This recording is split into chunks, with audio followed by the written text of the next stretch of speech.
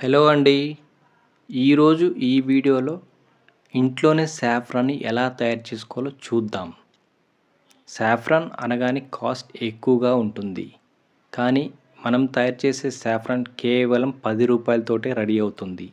అది ఎలానో ఈ వీడియోలో చూద్దాం. ముందుగా ఈ వీడియోని లైక్ చేయని వారుంటే లైక్ చేయండి. మా ఛానల్ని సబ్స్క్రైబ్ చేయని వారుంటే సబ్స్క్రైబ్ కూడా చేయండి. చూడండి, శాంపిల్గా కొద్దిగా సాఫ్రాన్ వేశాను.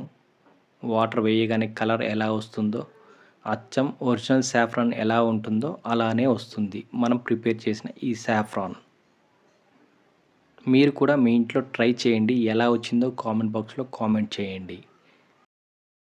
సాఫ్రాన్ని ఇంట్లోనే ఎలా తయారు చేసుకోవాలో ఇప్పుడు ఈ వీడియోలో చూద్దాం.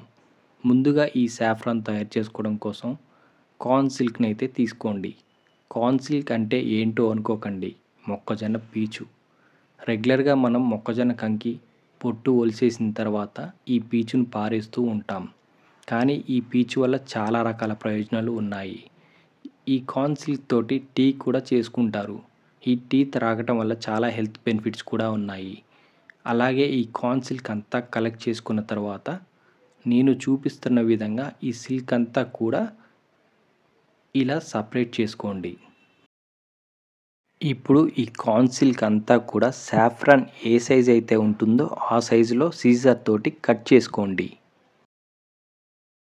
ఇలా కట్ చేసిన ఈ కార్న్ సిల్క్ అంతా కూడా తడి లేకుండా ఒక ప్లేట్లో పెట్టి ఆరబెట్టుకోండి.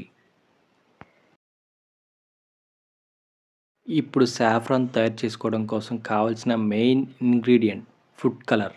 ఈ ఫుడ్ కలర్ అనేది ఆరెంజ్ రెడ్ కలర్ తీసుకోండి.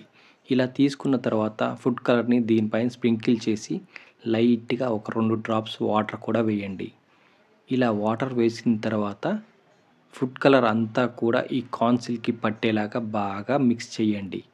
వాటర్ ఎక్కువగా వేసినట్టయితే సిల్క్ అంతా కూడా నానిపోయి పాడైపోతూ ఉంటుంది. కాబట్టి వాటర్ అనేది చాలా తక్కువ క్వాంటిటీలోనే వేసుకోండి.